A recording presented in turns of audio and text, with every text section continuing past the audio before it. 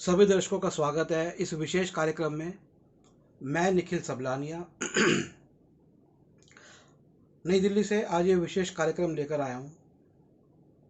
जय भीम, जय भारत, नमो बुद्धाय। ये कार्यक्रम बनाने का कारण क्या था, ये जानना जरूरी है और सब लोग समझिए इस बात को।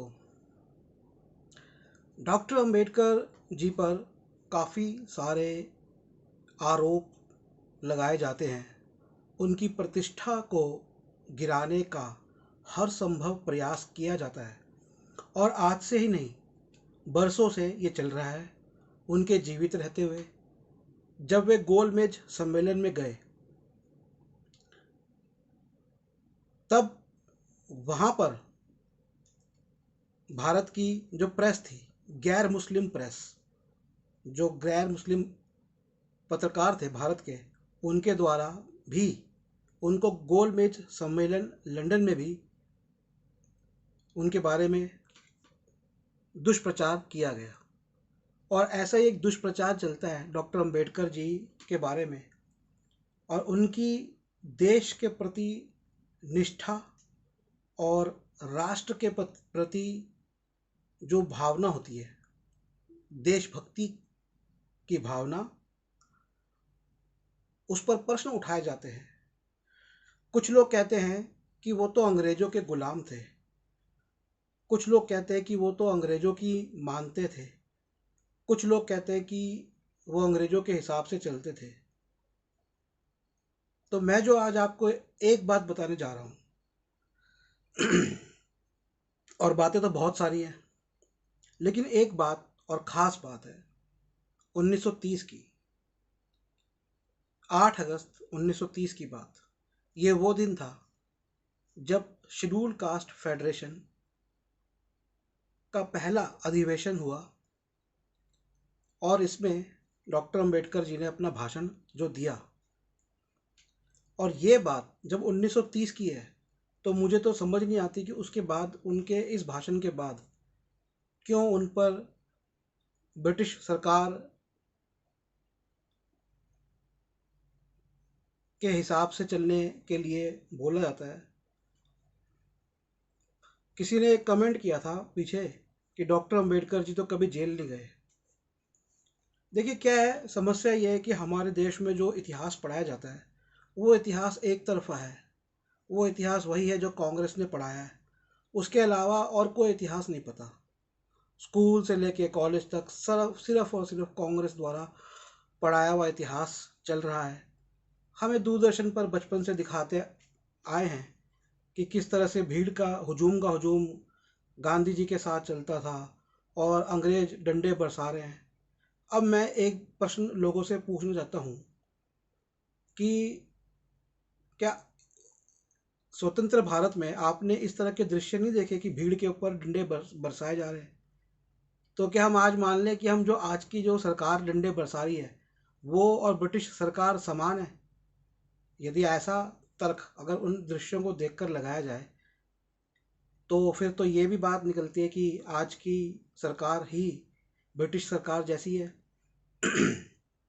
आज हमारे देश में कई जगहों पर भीड़ लगती है, आंदोलन होते हैं, उन पे बौछार होती है पानी की, आंसू गैस छोड़ी जाती है, डंडे और कई बार तो लाठियां के साथ बंदूकें भी चल जाती हैं। तो क्या हम ये मान लें कि वो सरकार ब्रिटिश सरकार के बराबर ही है?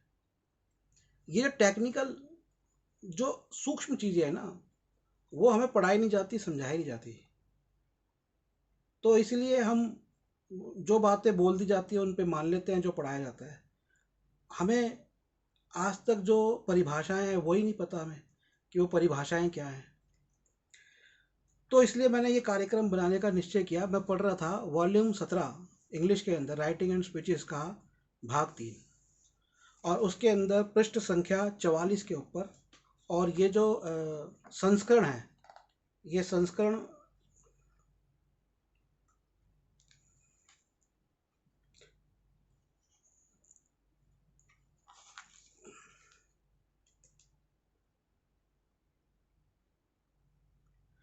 2019 का है।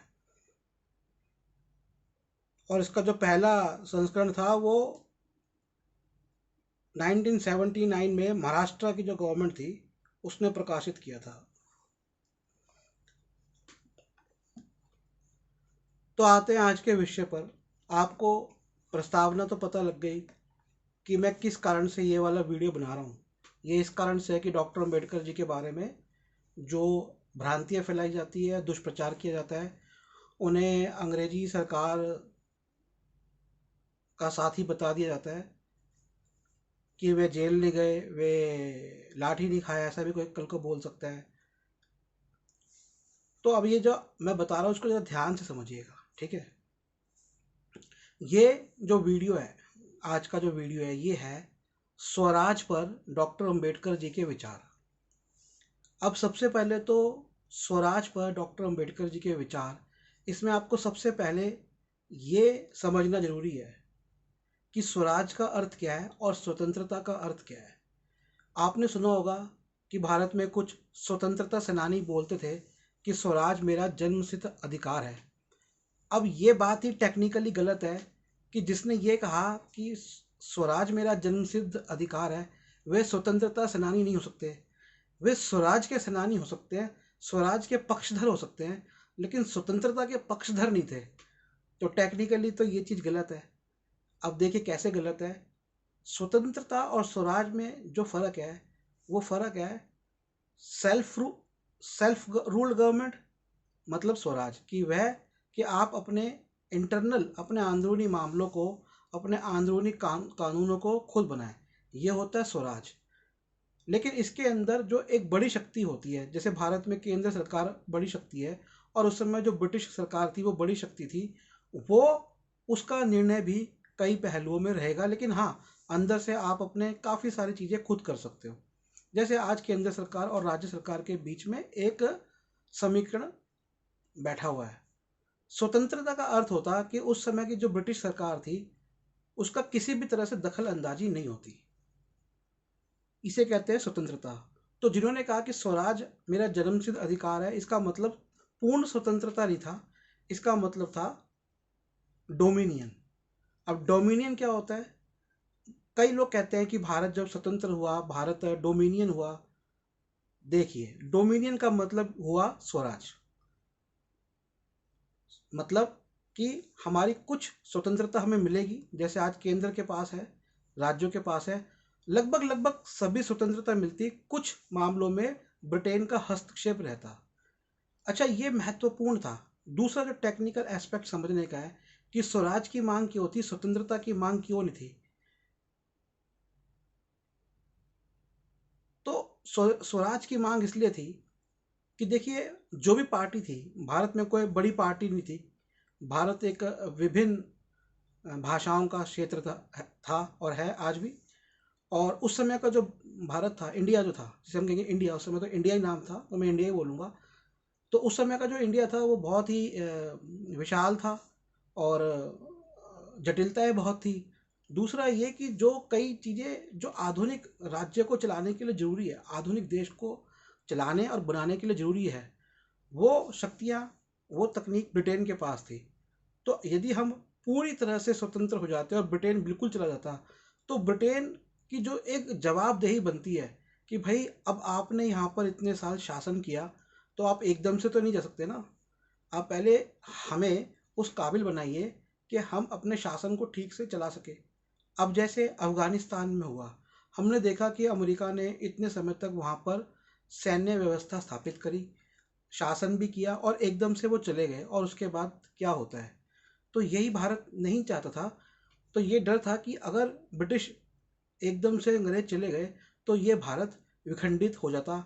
यहाँ पर जाति के समस्या, धर्म की समस्या, प्रांतों की समस्या, भाषाओं की समस्या, इतनी सारी समस्याएं थी। फिर यहाँ पर रजवाड़े थे, नवाब थे, मुगल थे, मराठे थे, पेशवा थे, दक्षिण भारत के राजा थे, कश्मीर के राजा थे, हिमाचल के राजा थे, पंजाब के राजा थे, इतने सारी तरह के यहाँ पे राजा थे। तो उनका कहीं क्लैश तो नहीं हो जाएगा। ये बहुत महत्वपूर्ण था कि पहले देश थोड़ा समय तक खुद चलने लायक बने, देश अपना एक संविधान तैयार कर ले जिसके आधार पर हम देश को चला सकें, फिर चाहे ब्रिटिश यहाँ से चले जाए। अब स्वराज के ऊपर डॉक्टर अंबेडकर जी 8 अगस्त 1930 में जो बात करते हैं वह बात महत्वपूर्ण है। इस मुद्दे पर वो शेड्यूल कास्ट फेडरेशन के सामने बात अपनी रखते हैं और कांग्रेस का संदर्भ देते हैं कि उस समय एक मूवमेंट थी जिसके अंदर कांग्रेस ने ये बोला कि भाई आप या तो फला समय तक दिसंबर 2028 के अंदर एक प्रस्ताव लेकर आई कांग्रेस कि ब्रिटिश को बोला कि आप हमें स्वराज दे दो। स्वराज मतलब ये जो डोमिनियन वाला स्टेटस है ये आप स्वराज दे दो, नहीं तो अगले साल दिसंबर 2019 तक हम पूर्ण स्वतंत्रता, तो जो मैंने आपको भी टेक्निकल बताया कि स्वतंत्रता का अर्थ क्या है, पूर्ण स्वतंत्रता लेना चाहेंगे। इस पर डॉक्टर अंबेडकर जी जब फेडरेशन के अंदर भाषण देते हैं तो वो कहते हैं हमारा अभी फ़िलहाल ये गोल नहीं है, हमारा ये लक्ष्य नहीं है कि हम पूर्ण स्वतंत्रता लें। और जैसा मैंने बताया वो भी कुछ बातें बताते हैं कि क्योंकि एकदम से अगर हम स्वतंत्र अभी हो गए तो या तो ये होगा कि जो भारत के गरीब हैं, जो दबे कुचले लोग हैं, उन पर एकदम से जो भारत के ताकतवर लोग थे जिसमें राजे थे और मुस्लिम शासक भी थे, मुग़ल थे और निज़ाम थे और कई तरह के राजे रजवाड़े भी थे, वो और जो पूंजीपति थे वो एकदम से शासन कर लेते, या हो सकता है कि उनमें टूट हो जाती, बिखर जाती, भारत भारत बनने से पहले इंडिया टूट जाता। तो ये कई सारे कारण थे कि उन्होंने मना किया। हालांकि वे उन्होंने साथ में ये भी चेताया कि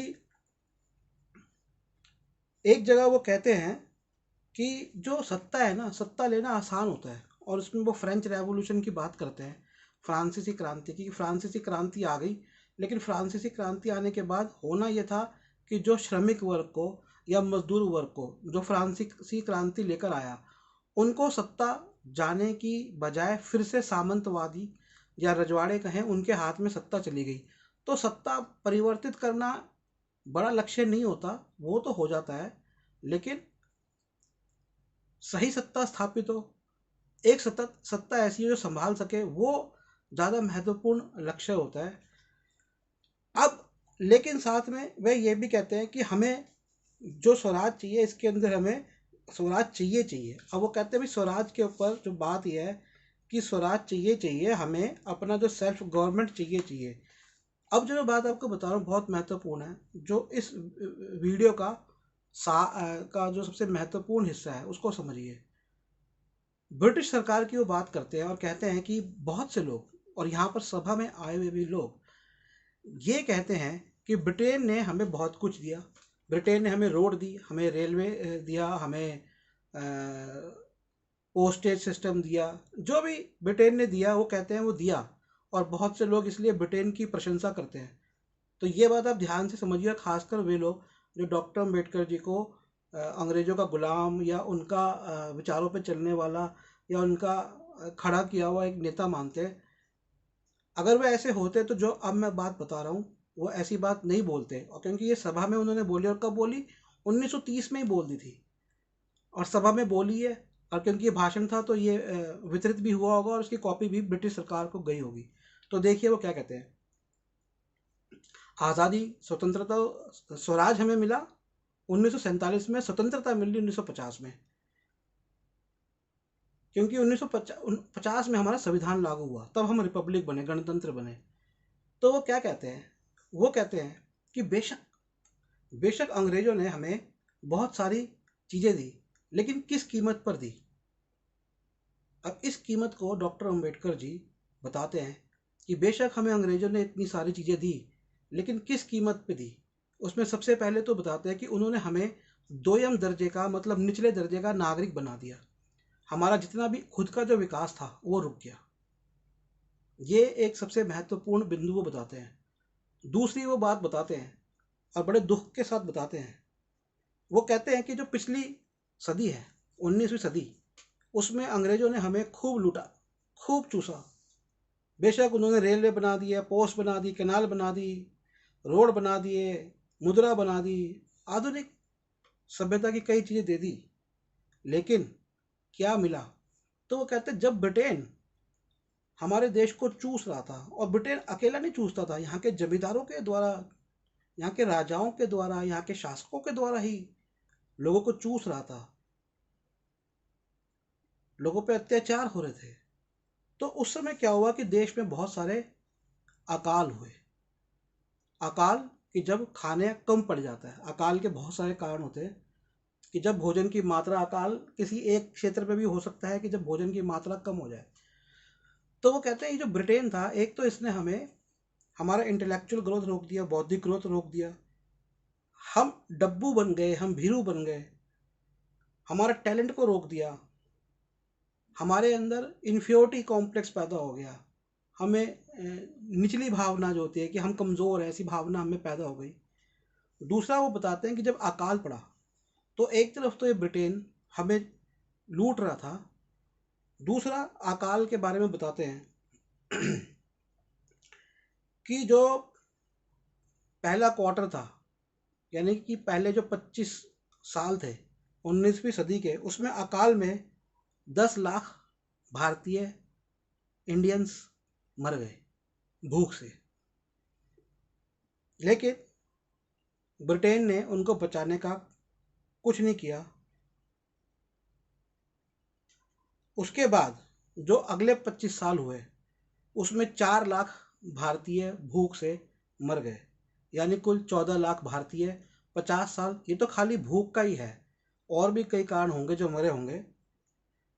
और फिर जो तीसरे 25वें साल थे उसके अंदर 6 अकाल आए, और 6 अकालों में 50 लाख लोग भूख से मर गए। यानी सिर्फ इन आंकड़ों को उठाए तो 64 लाख लोग 75 सालों में अंग्रेजी शासन में 19वीं शताब्दी में मर गए। और जो अंतिम 25 वर्ष हुए, हम उसमें क्या पाते हैं कि 18 अकाल आए और उन 18 अकालों में 1 करोड़ 50 लाख से लेकर 2 करोड़ 60 लाख लोग मर गए। यानी 2 करोड़ 60 लाख लोग उन अकालों में मर गए, और 64 लाख उससे, मतलब लगभग 3 करोड़, 3.25 करोड़ के आसपास मोटा मोटा अप्रॉक्सीमेटली लोग मर गए। और फिर वो कहते हैं कि इसके अंदर और भी लोग जो मरे वो शामिल नहीं है, कि जिनका आंकड़ा लगभग 60 लाख था। मतलब लगभग 4 करोड़ लोग जो हैं वो भूख से मर गए।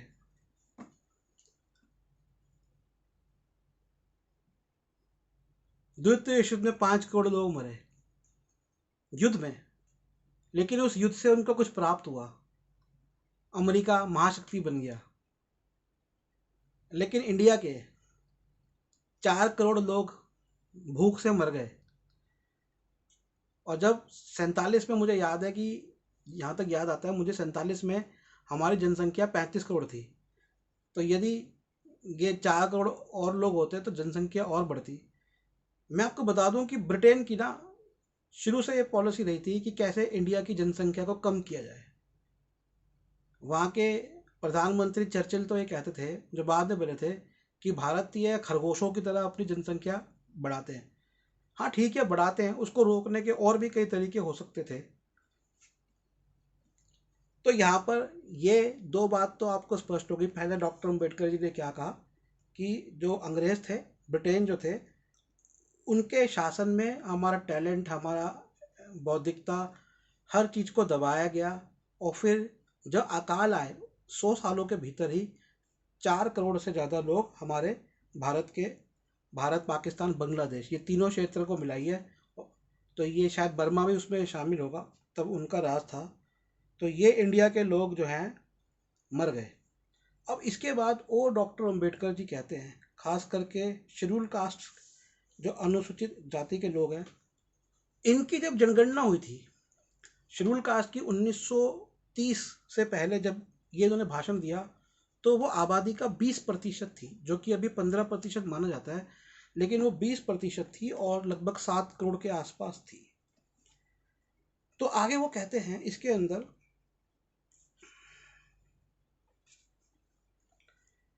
कि अब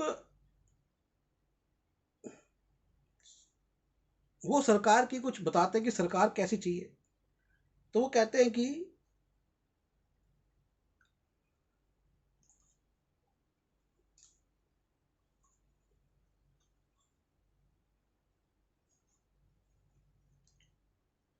कुछ समझाते हैं उसको आप इतना डिटेल पे जाने की जरूरत नहीं कि सरकार ऐसी होनी चाहिए कि वो लोगों द्वारा हो, जैसे आजकल कहते हैं ना by the people for the people, तो ऐसी सरकार होनी चाहिए।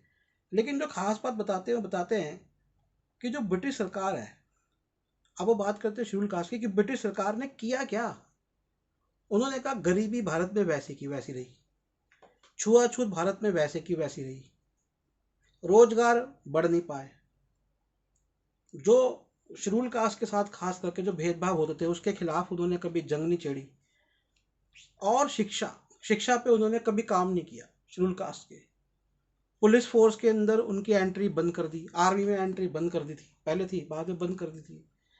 तो इस कारण से भी वो कहते हैं कि जब अंग्रेज हमारे देश के साथ तो ऐसा कर रहे हैं, हमारे साथ भी ऐसा कर रहे हैं, तो वो ये कहते हैं it is only the Swaraj government that will make this possible. तो जो सरकार की बात करते हैं कि एक सरकार जो जैसी सरकार चाहिए कि वो सरकार जो लोगों का करे, जो हमारा करे, वो तभी हो सकती है जब स्वराज मौजूद होगा, कि हमारा जो स्वशासन है, खुद का राज, खुद का शासन करने का अधिकार वो होगा।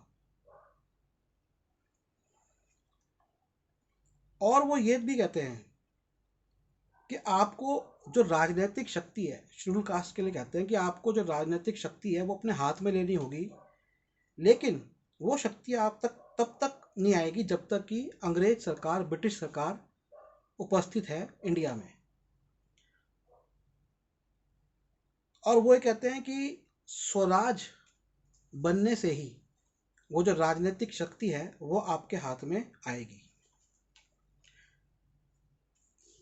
काफ़ी लंबा स्पीच का हिस्सा है ये, इसको आप पढ़ भी सकते हैं।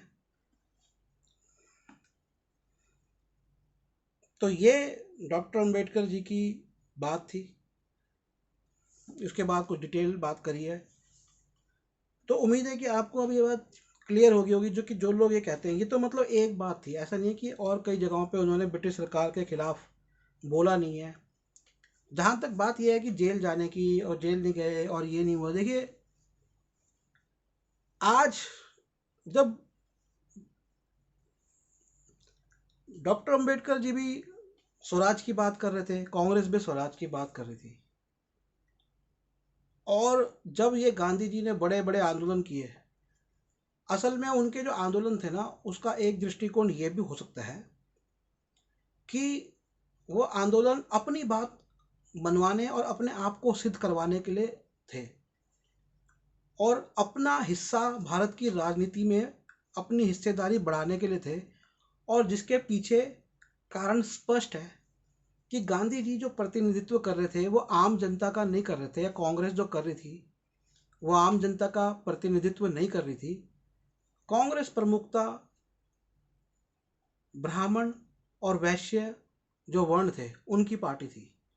तो वैश्य वर्णों को अपना बिजनेस इस्टेब्लिश करना था, स्थापित जो उनका स्थापित थे वो वैसे रहे, और ब्राह्मणों को भी नई व्यवस्था में, क्योंकि वो पहले से ब्रिटिश समय में इंग्लिश सीख के प्रशासन में आ चुके थे, प्रशासनिक अधिकारी बन चुके थे, शिक्षा के क्षेत्र में आधुनिक शिक्षा में जा चुके थे, तो उनको भी वहाँ पर वैसा ही स्थापित होना था। तो हिंदू मिडिल क्लास या हिंदू का जो उच्च वर्ग कहेंगे, जो उच्च स्थापित हो चुका था, कांग्रेस उनका प्रतिनिधित्व करती थी। ये शुरू से स्पष्ट है, कांग्रेस अपने बारे में ना बोले, आप किसी भी लेखक को, पुराने जो लेखक हैं उनको पढ़ सकते हैं।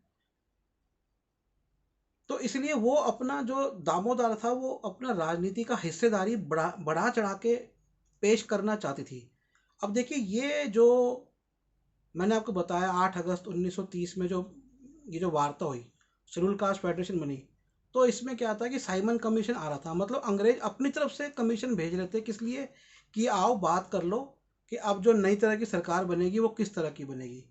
तो अंग्रेज तो जब आपको स्वराज देना ही चाह रहे थे, तो फिर आप कैसे कहते हो हमें अपना स्वराज चाहिए, हमें ये चाहिए, हमें वो चाहिए। वो देने के लिए तो आपको बुला रहे थे कि भैया आ जाओ, लंदन आ जाओ, और लंदन में आके बैठ के राउंड टेबल पे बात कर लो, गोल मेज पे बात कर लो। तो ऐसा कुछ है ही नहीं कि वो नहीं देना चाह रहे थे, उनको खुद ही देना था, उनकी अपनी स्ट्रैटेजी थी।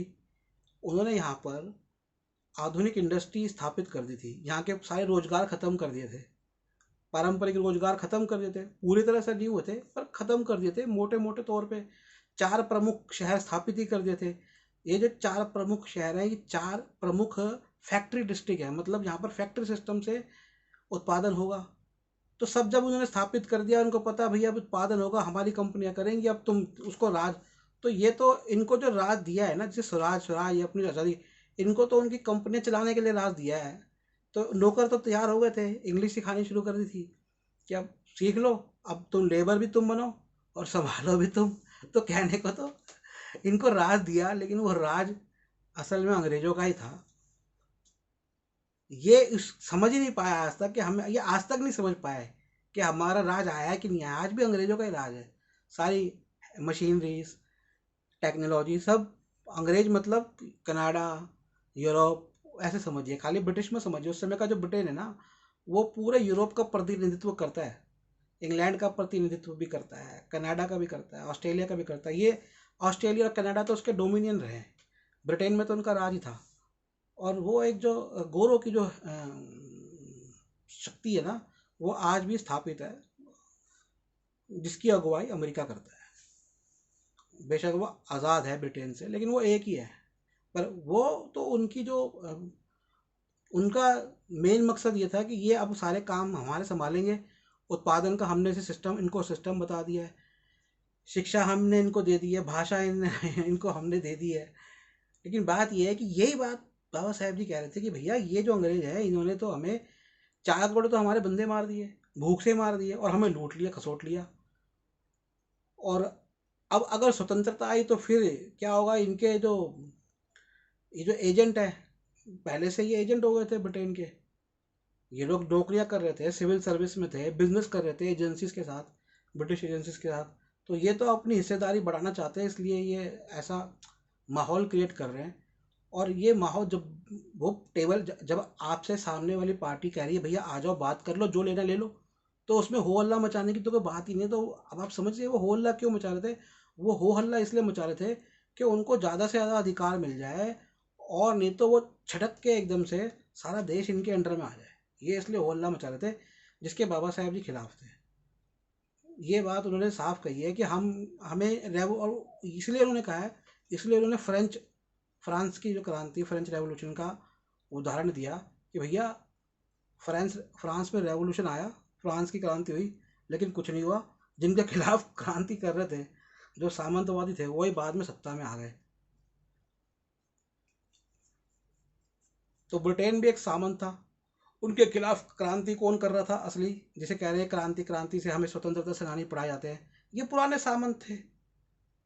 तो ब्रिटेन हटता एकदम से तो सत्ता में ये आ जाते। तो और भी कई पहलू हैं डॉक्टर अम्बेडकर जी के विचारों के, कि अब जब ये जो सत्ता में आए तो उसमें जो सामाजिक न्याय है वो उसका महत्व क्या है। क्योंकि सामाजिक न्याय के बिना हर भारतीय को न्याय नहीं मिलता। ये खाली schedule caste, schedule tribe, OBC की बात नहीं है, हर व्यक्ति की, भारत के हर व्यक्ति की बात है सामाजिक न्याय। और अल्पसंख्यकों को न्याय, ये भी बहुत महत्वपूर्ण है। तो ये चर्चाएं हम जारी रखेंगे। उम्मीद है कि आपको पसंद आया होगा ये वीडियो। और मैं निखिल सबलानी हूँ, नई दिल्ली से। आप मुझे फ़ोन कर सकते हैं, डॉक्टर अम्बेडकर जी की पुस्तकें हमसे प्राप्त कर सकते हैं। मेरा मोबाइल नंबर है 8527533051, 8527533051, 8851188170, 8447913116। हमारी वेबसाइट है पुस्तकों की nspmart.com। तो ज़रूर जाइए और पुस्तकें पढ़िए बाबा साहेब जी की। जय भीम, जय भारत, नमो बुद्धाय।